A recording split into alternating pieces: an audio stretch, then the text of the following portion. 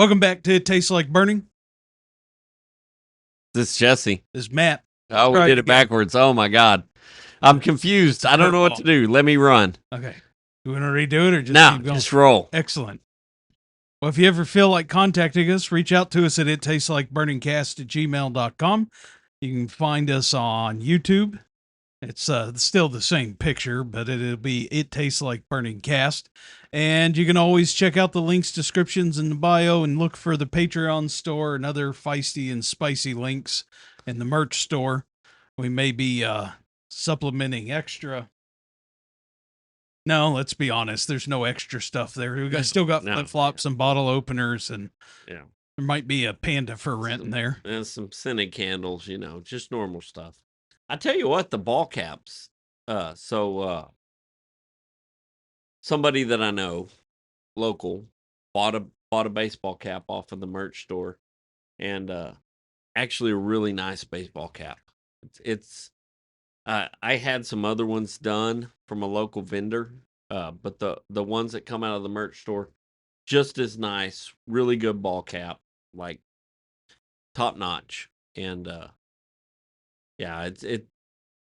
I was surprised and impressed. Right, sometimes that stuff's a little lesser quality. The baseball cap's A1 top notch. Excellent.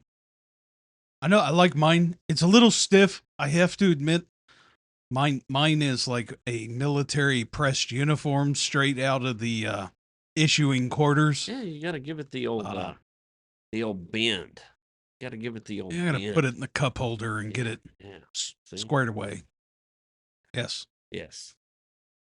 I can't do definitively one thing to know what decade you grew up in. Yeah, if you're a flat bill guy or not. No. I cannot flat bill. Like, it makes the hat look weird. It's just strange to me. It doesn't work. It doesn't work. You curve that bill down, get some shade over your old eyes, right, where you're not staring at the sun, and it definitely doesn't go backwards.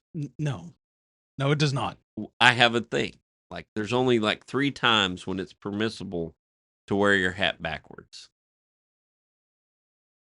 I can't think of anything remotely inappropriate that would be allowed to be said on air. So yeah, so if you're riding a vehicle that does not have a windshield. Okay. If you're intubating. Okay. If you're doing other things where it would get in the way. Like your welding hat. Yes, welding hat. Like, that's it. It's because it's going to blow off, and it's because you want to look, or you could be a catcher. The catcher wears theirs backwards. Yes, they do. Yeah. Because that would just be weird if it wasn't. With a mask. I mean, yeah, I guess if you're... we're talking about sports here. Calm down. If you're Jason Voorhees, you need to wear it backwards. But that's like it. There's no reason to have your sunglasses hanging on your shirt and your hat backwards and be blinded by the light. Right, holding your hands above your eyes. Yeah. So there is a picture of that out there. Definitely a thing. So, Matt, it's been a couple weeks. We're past due on a podcast. Well, we've been just a touch busy, and then by the time this podcast has come out, literally the whole world knows that Texas got whacked. Yeah. And we'll talk about the flood a little bit. It did not affect us in any shape, form, or capacity.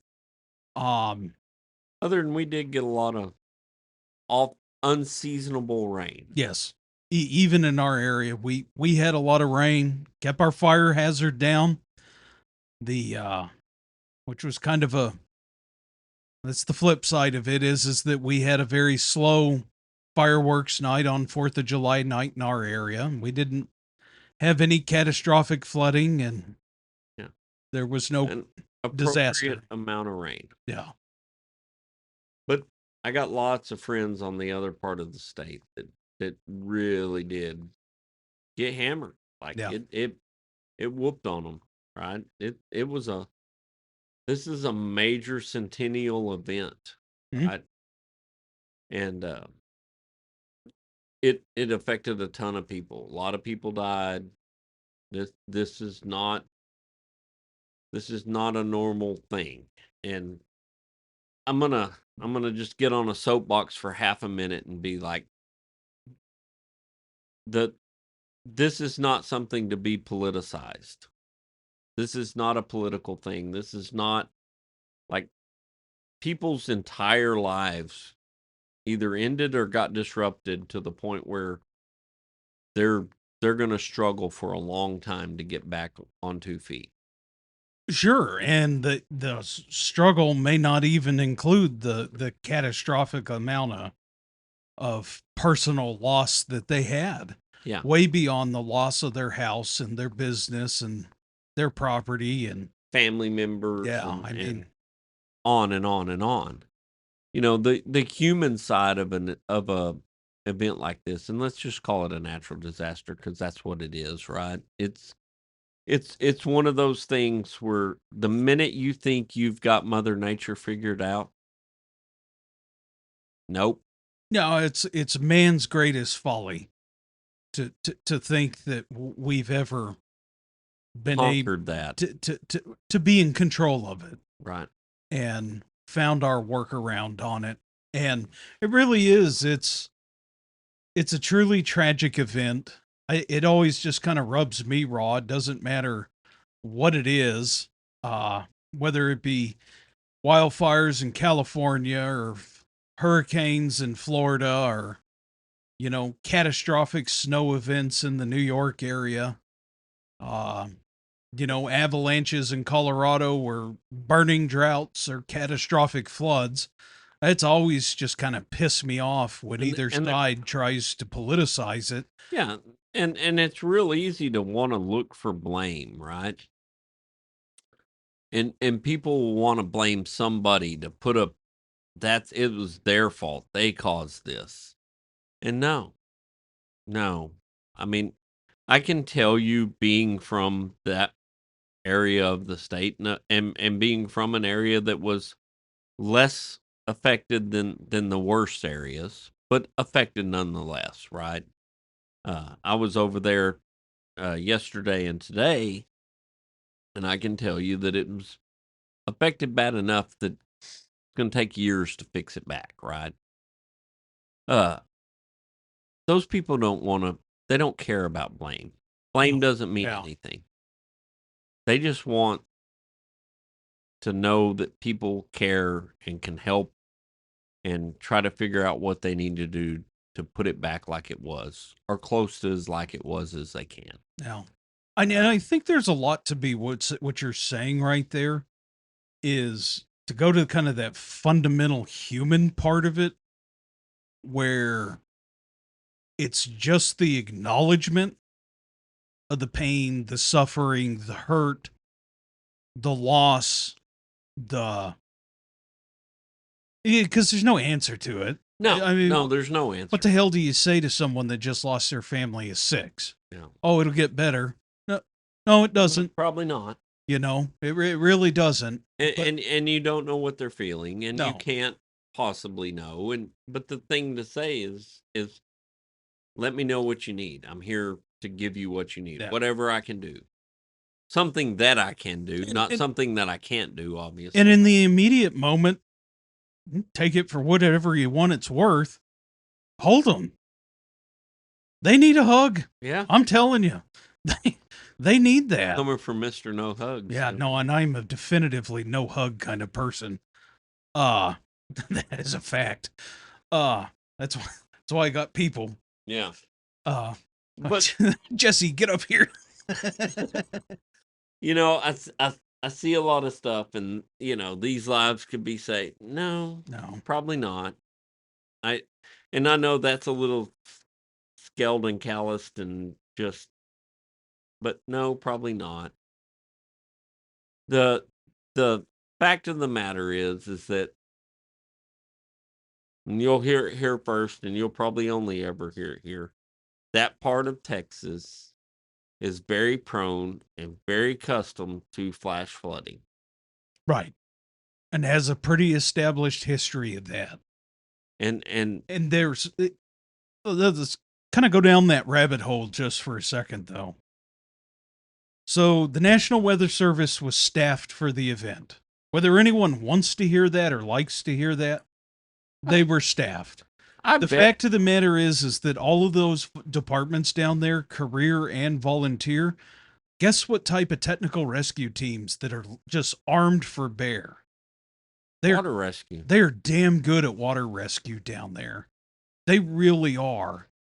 You, the amount of coordination that was displayed by the state, it's cities, counties, regional, and state. Yeah.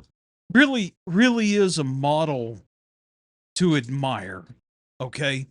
The fact of the matter is that alerts were sent out, people were trained, offices were staffed, and an act of God happened. Yeah. And it's an absolute travesty. But the fact of the matter is this is it's one thing to sit here and armchair quarterback this to death, and it's a whole nother thing to be sitting in your house or in your camp or in your RV on one of the largest American holidays and have a 30-foot wall of water coming at you at 70 miles an hour from upstream Yeah. at 3 a.m. Those are the facts. And don't get me wrong, do people wish they could have done things different? Absolutely. You know, don't ask those crews down there working. Yeah. Jesus, they've already got enough of a burden. Yeah. How do you think that county judge feels? How do you think that those commissioners feel? How do you think those fire chiefs feel? Mayor. The firefighters, the mayors, the City road managers. bridge guys, Yeah. on and on and on. And to sit there just with this holier than thou Inquisition type setup and to pretend that you have some sort of great insight. Shut up. Yeah. You don't. The only insight that needs to be gleaned from this event is to do a legitimate, honest, after action report and see what we can do to better our tactics in the future. The reality is emergency services, emergency management, all of it is not designed to truly be a preemptive thing. No, it's supposed to be reactionary. It's reactive, right? We don't go to your house before you call 911 and tell you, hey, your stove's about to burn. Yeah, or here's these pills of nitro. You're going to have a heart attack in 3 days. Go ahead and take these. Yeah. Yeah, it's not the way it works. And so, you know, to think that there's a crystal ball, whether you're the weather service or whoever, that's a fallacy. I know people that work Yeah. at the weather service office in San Angelo, which I believe should be the weather service office that's the closest one to that. And San Angelo flooded, right? I know people at that office. They're exceptional people that really care about what they do, and they like they're not committed, they're committed. Right. Right? They're great guys and gals. Like those are good people trying to do the best they can, and they gave the warnings, right? Whether somebody heeds them, we can't make somebody heed a warning. Yeah. And we can't. And I realize it's no comfort sitting families, right? Sitting there telling you that, well, there was actually a lot of really good things that happened, and there was a lot of good preparation, and there really was a lot of thought and planning that went into this. But the fact of the matter is that the water still came. So one of the craziest things about that whole, let's just call it a monsoon event, because I think that's the best way to describe what happened there. It was tropical. Yeah. It stemmed from a hurricane that went into the Yucatan and tropical depression. Yeah, tropical depression, and then bounced around through New Mexico and came back into Texas, and was basically a low. Right. So none of the American weather modeling systems, which if you know anything about weather modeling and all that, there's a handful of big bad computers that generate these weather models, what you watch on the news or what you get on your. If I remember correctly, there's 9 total. Yes. There's 6 in the U.S., there's 2 in Europe, and I forget where the hell the other one's, the Asian one, I think. Yeah.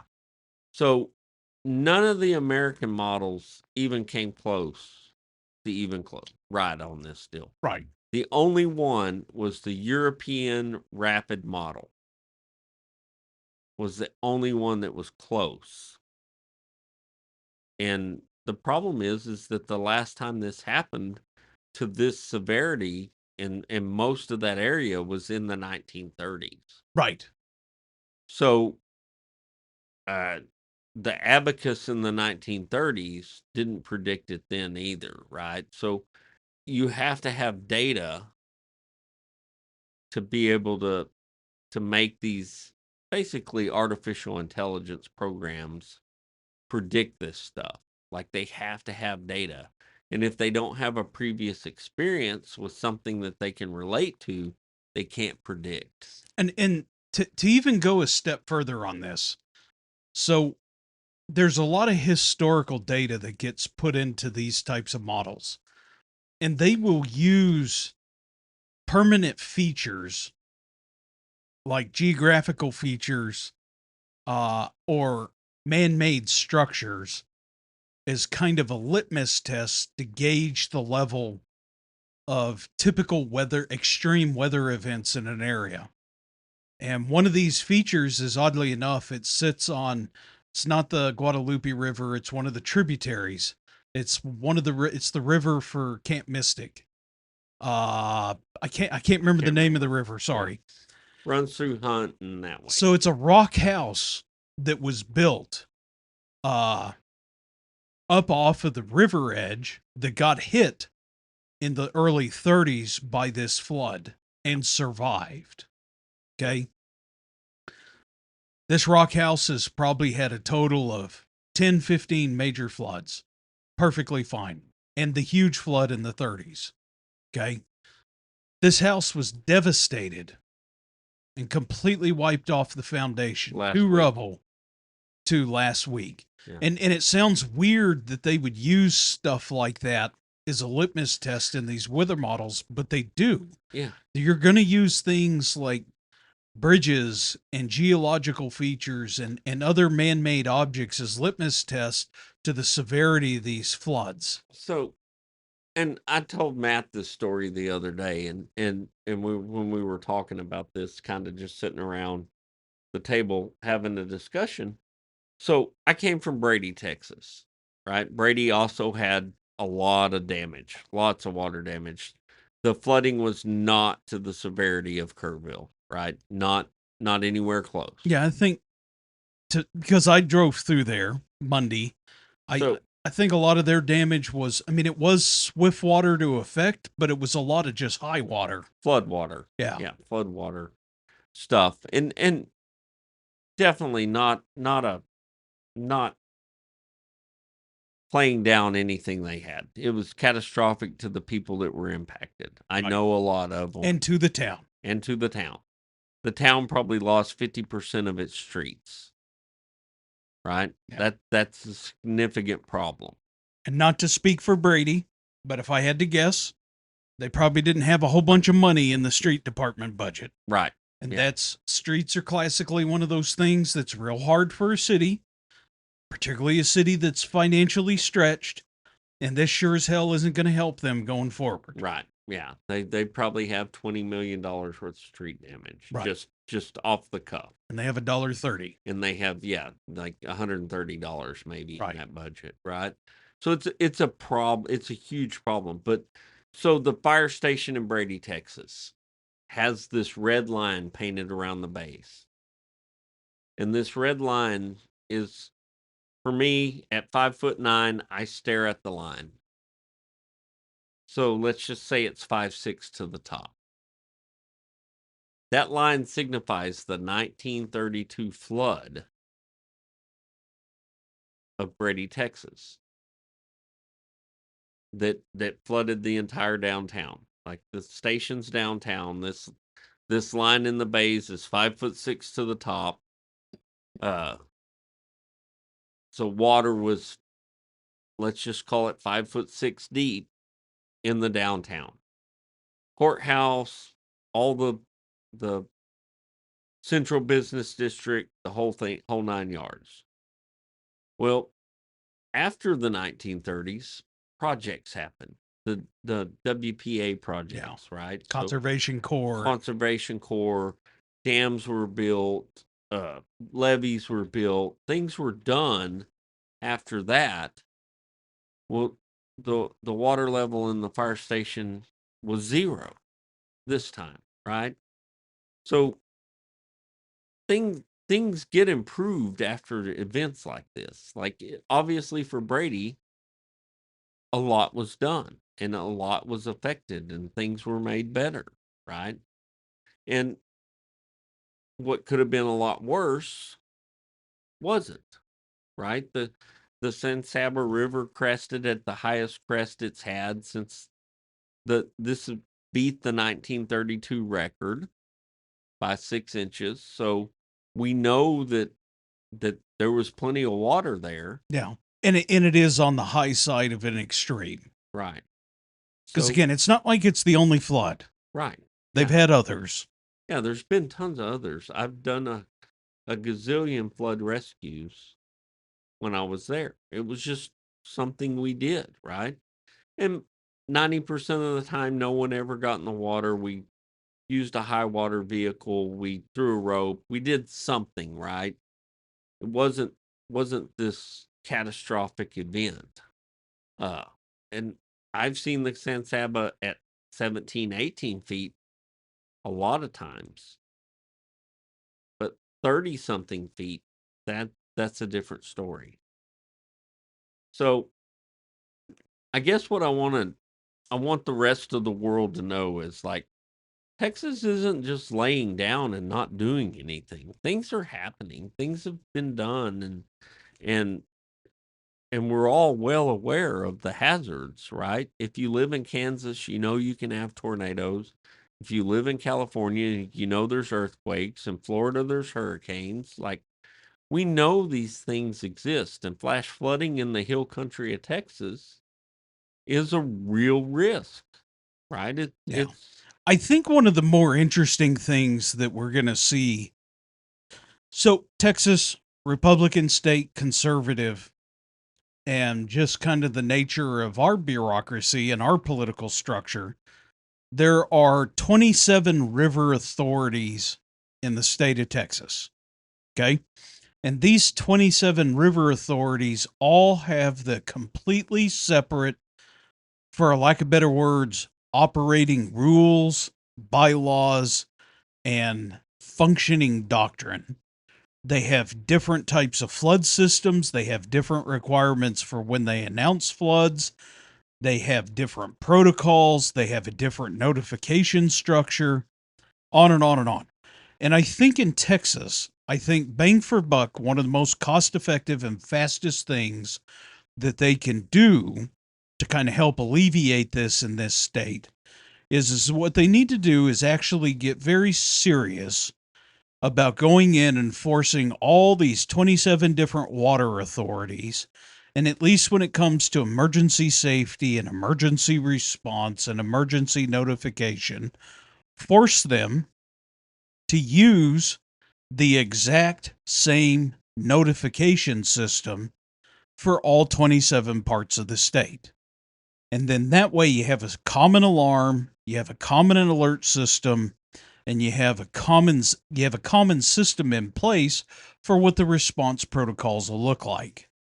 I mean, it's things like that that are practical and not into the world expensive. And quite frankly, the public would embrace this with arms wide open. Yeah. And be able to have a realistic, at the end of the day, expectation for what the state can physically achieve in trying to mitigate a future catastrophe with all these deaths from floods. The irony in this is that obviously Kerr County and the surrounding counties got whacked with the baby seal club, but another part of Texas had pretty extreme flooding. But we didn't hear about it because at the end of the day, the level of flooding that Brewster County in Big Bend National Park had just wasn't national news media worthy at the time. They had gigantic floods out there, and they had to do a whole bunch of evacuations on all those chute canyons and dry creeks that ultimately run to the Rio Grande. Because I can assure you, it's not too often that in July the Rio Grande's running at 35,000 cubic feet a minute or second for a flow capacity. It's just there was a lot that had happened in Texas on that weekend. On top of that, a major national holiday. So I just right now everyone wants to be exceedingly reactionary, and I get it. It's true travesty. It's human nature to want to point a finger, right? Right. But at the end of the day, they're not even half done with the amount of work that they got to do before they finish getting everyone home, and then they got to clean up. Because the true work's not even, I would argue, hasn't even started yet. No. So let's venture about what Texas's realistic response was to that. So last count I heard, there was somewhere in the neighborhood of 1,500 to 2,000 responders in that area. I heard different numbers, 76 cities nationwide, and 124 rescue teams. Right.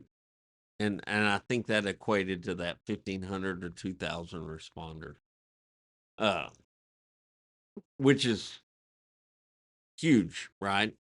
I think the response has been absolutely appropriate. Like we see some of these requests for response, and we know what's kind of going on through our state contacts, through our state mutual aid system, and I think that was spot on. I think they've done a tremendously good job. I would compliment Texas Department of Emergency Management for actually doing a bang up awesome job. Yeah. No, I know people don't really want to hear that, but so that storm happened on the 4th of July. Okay. There were, which was a Friday, there were teams deployed. And I mean, we're talking top-notch rescue teams. Okay. Nothing against small rescue teams. Yeah. Okay. We love them, but we're talking big State task force, big cities. They have entire stations dedicated to this. This is what these men and women do. Okay. And they were deployed Thursday. Yeah. Like I have a family member that's in the San Antonio area. He was deployed Thursday. We had several of our members deployed who were on these teams, and they were deployed. The deployment notice went out Thursday, but they actually were deployed on Friday afternoon and evening. I think the first round of the state resources was there before daylight. Yeah. 100%. Like, no, San Antonio was there before the event. Yeah. And these are the huge resources. Yeah. These are the huge resources. Kerr County and Kerrville has one of the best swiftwater teams in the country. Yes. Like, Yeah. and I assure you, friends with the retired assistant chief of there. Like, that is a good, solid department. Yes. And the city supports them well, and like they take it serious. Yeah. And for just by any chance that anyone that's listening doesn't like have any swiftwater experience. Like the levels of danger involved with swiftwater rescue. It's like applying lotion to a cobra. Yes. Or other physical acts with a lion. Yeah, masturbating a mountain lion with a handful of cocoa burrs. Yes. Yeah. Like Yeah. don't do that. Yeah. And let me tell you, swiftwater's like doing an active repelling rescue into a working volcano. Yeah. Like that level of danger, gas clouds, lava, earthquakes, like that is swiftwater. Yeah. It is exceedingly dangerous. And all those little VFDs around in that area. Train. So I got a message about a training that was scheduled months prior, probably 6 months prior to this training event was scheduled for a Swiftwater class being held in the hill country, in that area ish, right? Like this is normal stuff that they're working towards all the time. Now, And the truly terrible part of that is the things that you and I would have never thought of, right? The things that truly unthinkable things. So we had our chaplain, Jack, went up this last week. And of course we have people that are there and reached out to him and said, "Hey, is there anything you need? Jack's coming up. He can bring some stuff," right? And they asked for things like round nose shovels instead of square nose shovels. right. Trash bags to put their dirty stuff in, their laundry, quarters for the laundromat, like just things that you can't preemptively think of that are necessary for a responder. One of the craziest things that, and I saw this post from City of Kerrville and Kerr County, because undoubtedly a lot of that's open ranch land, right? It's not. This is not cityscape. This is wide open ranch country, and they had to put out a notification to not burn brush piles near the river. Mm. And somebody asked me something about that. A friend of mine that was wanting to take some of his equipment down there and help some friends of his. And he's like, they won't let them burn the brush piles. And I'm like, because there could be people in those piles. Right. Or pieces of people, if you want to get real gross about it, right? There could be pieces of people in those piles. And we need to find those people so that the families can have closure. Right. And that's not something that was on the bingo card for 2025. Don't burn the brush piles near the river. Yeah,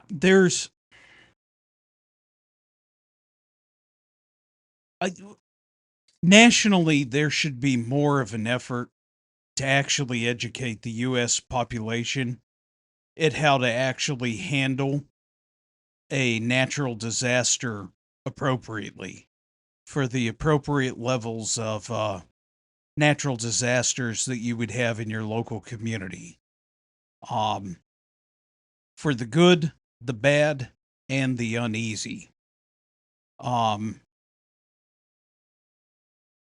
We do a pretty incredible job of already as a society trying to isolate ourselves from bad and terrible things. And I'm not saying that necessarily we need to have a community awareness class on when and how to burn after a catastrophic flood, but it's just it's a certain part of awareness to this. And part of the awareness is also what led to the disaster. That also needs to be highlighted. The fact of the matter is that we all get emergency alerts on our phones and we don't take them serious. I'll be the first to admit, boy, my wife, love her, but if there's an alert for a storm, she's rounding up, she's getting in the closet, and she's hunkering down and closing the door. And I'm out there standing on the roof with a rake, trying to summon whatever I'm summoning up there. Like, these gutters need cleaning. I'll just do that now. And I, part of it is I do spend a little time like actually looking at the radar and interpreting it. And I have a significant amount of training on interpreting radars and looking at weather stuff, right? I've been to those classes. Like I said, I have friends and people that I know that work at the Weather Service office in San Angelo. Like I'm not a complete moron to this. And if I thought, oh, yeah, no, that's pretty bad, we should hunker down, I would hunker down. Or I would get in my vehicle and drive to the fire station. Right. Yeah. So there's I see it, right? There's the super cautious people, and then there's the people that are in the middle that probably think, oh, I should probably do something. Then there's the people like me that go fly a kite and hop into the powered parachute and take off. So there's the gamut. That's why there's not 6,000 people dead. Right. Yeah, no, I will say this, and I'm going to be exceedingly ginger on this statement. The human instinct to want to go and help others is very admirable. Yes. There's many strong opinions out there. Here's the one thing that I ask that you take into consideration. At minimum, these two factors, was a couple factors.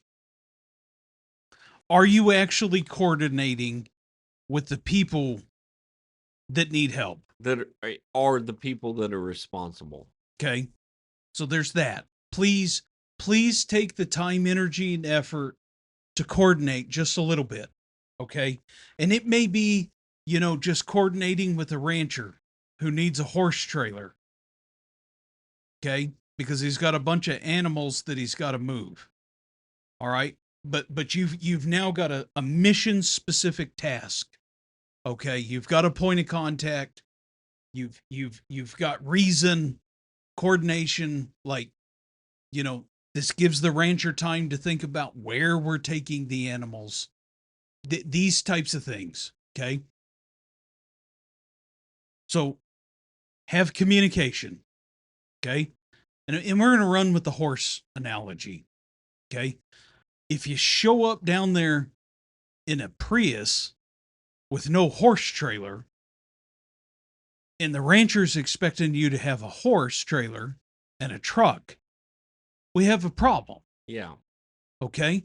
So make sure that as you're responding to that mission specific contacted individual, that you have the appropriate tools and equipment. Yeah. Now, here's the last part of this. Make sure that you can actually drive a truck and trailer. Well, make sure that or you're taking it to where people can. And I won't say make sure that what you're doing is not an emotional response, because it is. It's an emotional response. 100%.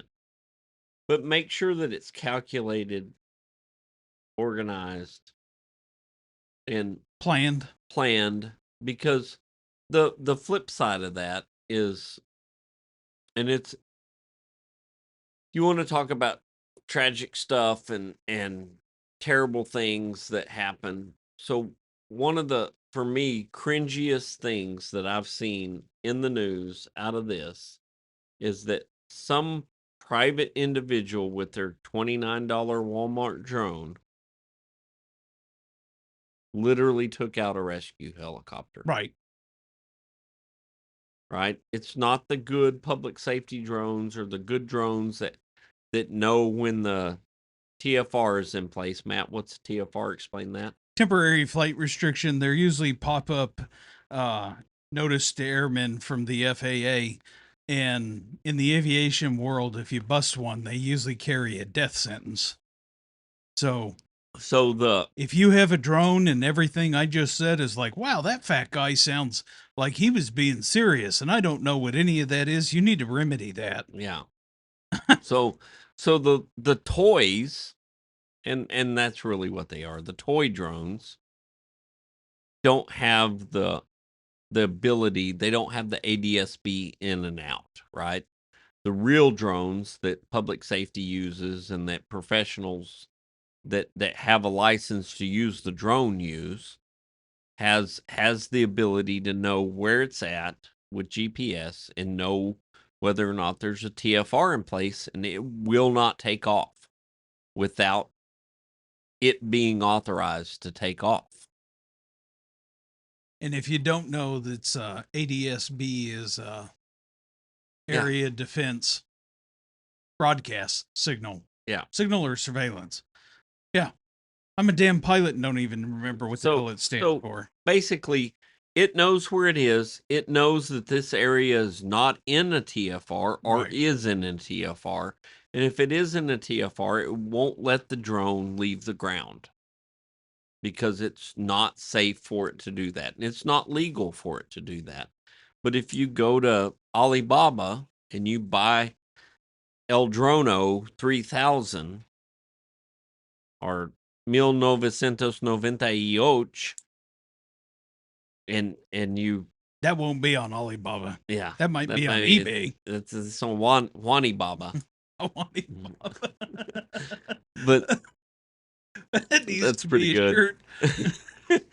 But that one doesn't have that, and it just goes, and it hit a rescue helicopter and basically grounded the helicopter. They made an emergency landing wherever they were at, and that helicopter's there until mechanics and inspectors come and check it and then fix whatever it is that happened. The story I heard is it did $12,000 worth of damage, which means it probably maybe bent an antenna or chipped a window. Yeah. Put a paint scratch in. Right, for 12 grand. But the point is that there was hours that helicopter was stuck on the ground waiting for a crew to come sign off that it was safe to use. Because in aviation, you don't just get to pull over to the side of the road and park and wait for the tow truck, right? There's no tow truck in the sky. Well, let's go down the rabbit hole on the other end of this. These are people in the helicopter that are supposed to be there. Oddly enough, they have some training. Yeah, a lot of it. Okay. And it's not just training that they got from attending the Church of the Flying Spaghetti Monster. Okay. This is training. I will also reference, in the hands of capable pilots and a rescue crew, there was that one guy that from the Coast Guard, brand new Coast Guard swimmer that had 165 rescues. Yeah, there was that. There's that. This record probably guaranteed. And good luck breaking that. You're never. Yeah. Anyways, so I mean, that guy's out of service now. And imagine the amount of coordination and I would almost argue divine intervention and uh, absolute precise communication that rescue crew has. And now they actually have to stop the work they're doing, okay? Because the drone went into the rotors. And that's turns out it's an important thing on that helicopter. Yeah. Okay? I mean, I would almost argue that you're interfering in the work of God. By rotor, you mean the spinema thing at the top, right? That it hangs off of? Yeah. In the big lawnmower on top. Sky hook. Yeah. Yeah. So, I mean, we're kind of beating around the bush here. I don't want people to not consider to go help. What I really want people to do is I want you to just not show up. Coordinate. Okay? Make sure that you have a task, make sure that you have a purpose, make sure that you have your tools and equipment, and coordinate. Yeah. Okay? Here's the other thing I'm going to add to this. And I'm going to hammer social media on this. If you went down there to help, okay, then you legitimately have no reason while you were down there doing the definition of a brotherly love and community service. You don't have time to be on social media. No. You don't. Okay. And the problem is that even if you move heaven and earth and accomplish some of the greatest crap that's known to man, You're even gonna know. You're even trying to compete against the guy that saved 165 people in one shot. Okay? And the fact of the matter is that there is such a negative connotation associated with someone that is actively posting on Facebook. Yeah. And the fact of the matter is that you went down there with task and purpose in mind. You need to remain focused and you need to actually do what you went down there for your assignment. Okay. So I'm going to go back to the guy in the helicopter with the 165 rescues. Right? Yes, let's do. So, because that's awesome. That Dolphin has about probably 2 or 2.5 hours of fuel for normal operation, right? I legitimately don't know that answer. I bet you it's higher. Most helicopters you keep are talking, about, I'll look it up. Yeah, most helicopters are in that 2.5 hour range that they can keep carrying a normal payload, right? That they're not overburdened with fuel. So think about how many rescues that dude had to make an hour to get to that number. It's absolutely mind-blowing. Mind-blowing what this guy was doing. So the Googler says 3 hours. Okay, 3 hours. And I'm going to assume that's going to throw the 30-minute reserve in there of the FAA's requirement. Yeah.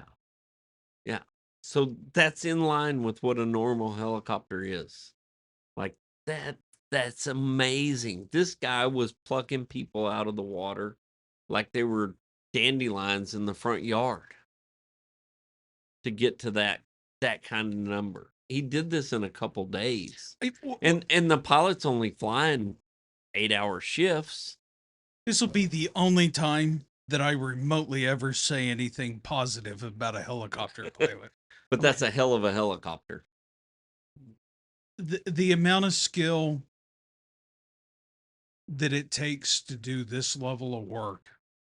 Because you got to remember, the helicopter, it's floating above. Yeah, I can crash it every time. Yeah. Okay. And whether the, I'm going to call him rescue swimmer. Yeah, that's what they rescue tech, whatever this guy is, Captain Danger McSteelballs. Okay. Whatever he's doing, there's a point there where he is a worm on a hook being dangled to something.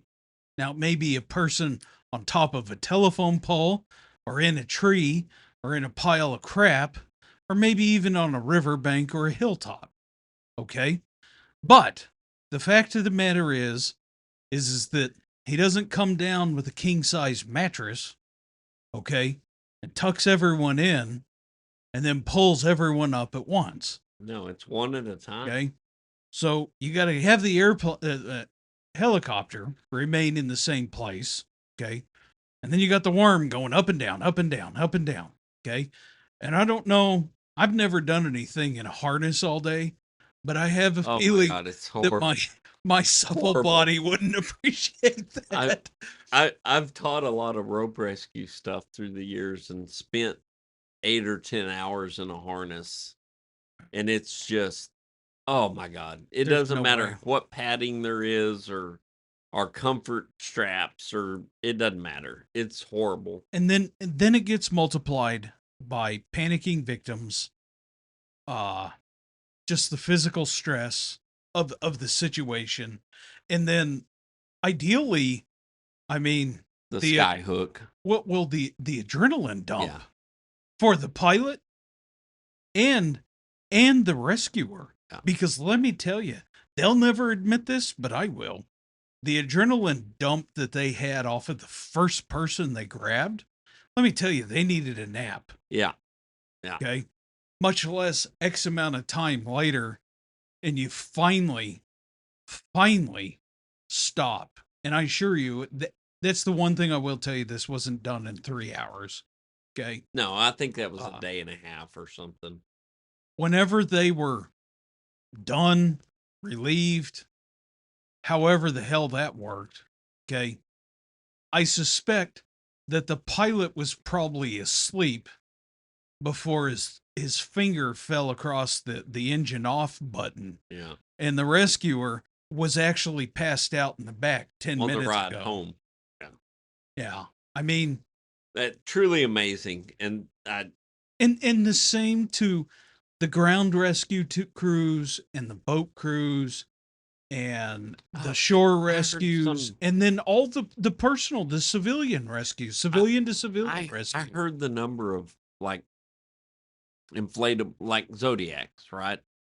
And I wish I could remember that number, but it was this just astronomical number of Zodiacs that were deployed into that area. So rubber inflatable dinghy, like we call ours the dinghy, right? Yeah. It's just an inflatable boat with an outboard that's way too big for the boat. Like, And it is a rescue boat. yes. No, that's what it is. Swiftwater rescue boat. That's its job. And we have technicians for it. Yeah. And it was hundreds and hundreds of these boats that were deployed into that area, which is just, I didn't know there was hundreds of these boats in the United States, much less hundreds of them deployed in one spot in Texas, and most of them came out of Texas. Yeah, well, it wasn't during Hurricane Harvey. Yeah. Different story. Yeah, everybody bought one. Well, Matt, I think this has been a great talk. I think,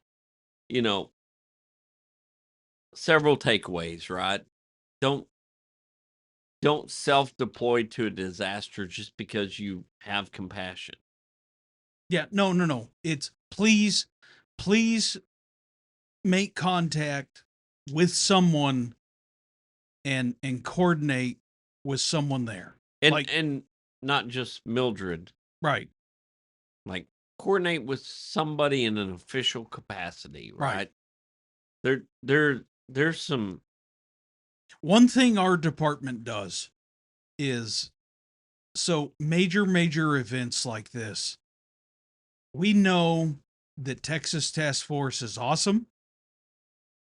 We know that Houston, San Antonio, Fort Worth, Dallas, San Angelo, Lubbock, El Paso, Abilene, Wichita Falls, and the 78 other cities that I'm not mentioning here are awesome. Yeah.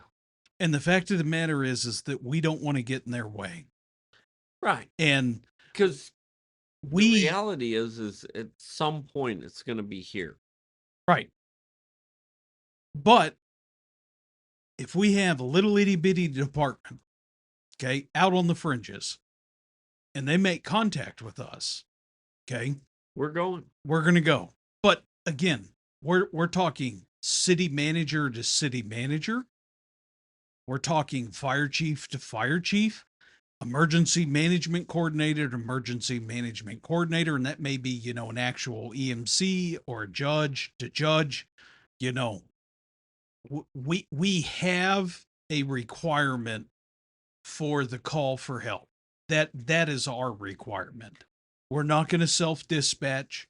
Now, I can assure you that when the call comes, we're going to take a little bit to get our neighbors and our brothers together, and we're going to come loaded for bear. Yeah. So when you throw the old bat signal up, we may not be there in 10 minutes, but we will be there. Yeah. And that'd be the biggest thing, is just tell people, don't be afraid to train. Don't be afraid to talk to your neighbors. Don't be afraid to reach out to see if they need help. Don't get butt hurt if they say they're okay. Well, on Friday and Saturday, I bet I texted 25 officers of departments in that Central Texas Hill Country area. And just kind of, hey, checking on you, making sure you're okay. Let me know if you need anything. Like, just let them know you're thinking about them, and that's basically it. If they need you, they'll holler. Yeah. Yeah. And don't get butthurt if they don't. Yeah. No, the best thing in the world was, we're doing okay. It's a little rough. Let you know. That's the best text you could ever get back. Yeah. I think they're, in hindsight of the absolute devastation and tragedy, there's a lot of unsung heroes in this story. And it does involve county judges. It involves weathermen. It involves small fire chiefs. It involves a neighbor being a good neighbor. It involves a complete stranger. It involves Captain Danger McSteelballs hanging like a worm from a hook. It involves Fort Worth. It involves San Angelo. I mean, there's a lot of really incredible things that happened out of the tragedy. So, before we close this out, and you're 100% right, and we've got to do that. So, my nephew is a driver, an engineer for San Angelo. And one of the biggest pictures that was circulating the internet was this engine with just the top hanging out of the Please tell me he was driving it. I texted him. I'm like, were you driving this? And sent him the picture, and he's like, no, I was driving the Bat Chief. I'm like, okay, good job.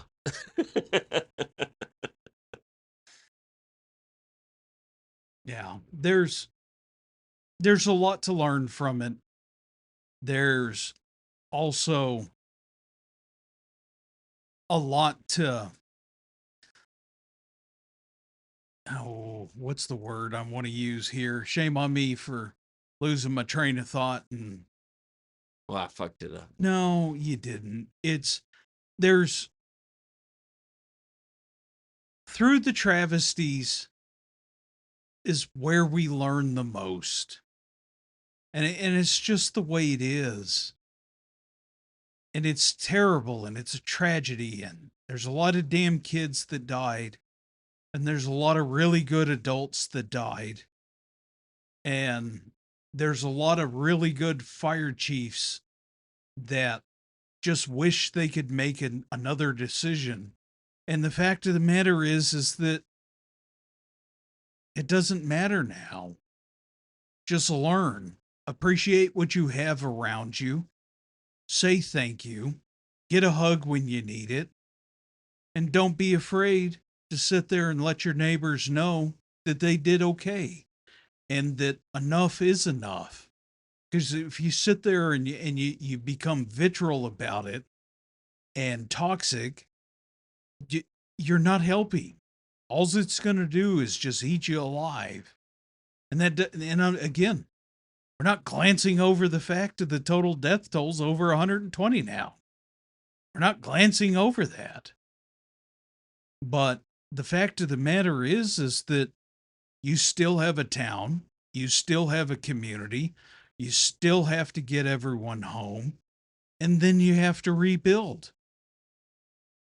And if you sit there and get consumed by the tragedy and make no effort to try and make your community better, and no effort to try and learn, and no effort to try and train harder so that you have a better response, then it just gets lost to time.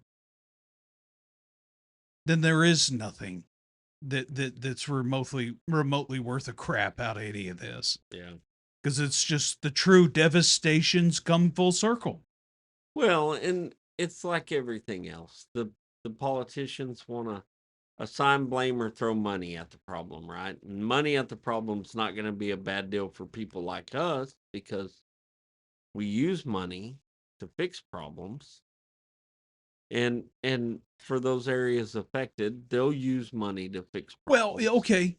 I know we're trying to wrap this up, but here's a hot take. It sure is nice to watch those big city news networks and national news media to try and fillet alive the judge of a county and the fire chief and the emergency management coordinator and the weathermen and the response teams of all these areas that responded and were affected by it. But by God, them sons of bitches won't ask a question remotely near that direct to their local political leaders when it actually comes to why are veterans homeless and why are we allowing raging fires to decimate cities and major corporations to do land grabs. Or they won't write a check to their local BFD. There's that, Yeah, it's big and brave of a local news agency to grandstand and absolutely try and hammer to death the local community leaders that just got devastated, that had friends and family died. Yeah, that's awesome. Good for you. Maybe you get a goddamn Pulitzer out of it. Yeah. You should be ashamed. Yeah. And I'm not saying there's not maybe times. Take the ad revenue from the 10 o'clock and give it to the poor little VFD that's literally their station got washed away and they don't have anything left. Right. Yeah.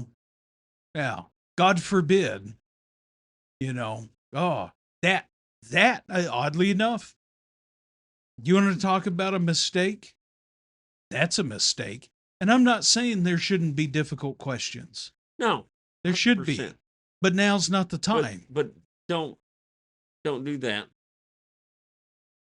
Yeah. So on that spicy note, I hope to God you're a news station and you have some comment. And listen to this. Yeah. By all means, reach out. ittasteslikeburningcast@gmail.com. If you need clarification, you can go to YouTube and turn on captions. If you're feeling really spicy and motivated, you can go on to the comments and check out the description of the video. There'll be a link to the Patreon store. And before we close it out, so a while back we did a video deal. Matt and I did in front of the backdrop. Oh, here in Studio C. A, B. Yeah, this is B. That would be C. Okay. Right. So we did a video thing and we had a basically a contest said, hey, tell us what happened with the light. We had a winner in that. We did. Yeah. Can we reveal the said winner? Yeah. It was actually one of the local people that listens and caught me on the street and said, hey, that light went out. And it was like, yep, light went out. Sweet. You get a hat. Oh, is that what we did? Yeah. One of our fine, highly embroidered, and they are highly embroidered hats. Very nice hats. Yeah. So we got a hat going out to the winner, Carter. And it was Carter? It was Carter. I hate Carter today. Yeah. So Carter gets a hat.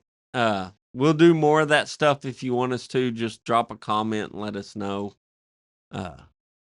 We can always do more giveaways and stuff like that. It's not a problem. For the handful of you that might not be volunteers, you can do this too. Just go to your local department. They'll get you taken care of. Beyond that, I've kind of yammered through how to get a hold of us. If you ever feel spicy or have a question or rebuke, by all means, try and light us on fire. With that said, this is Matt. This is Jesse. Have a good evening.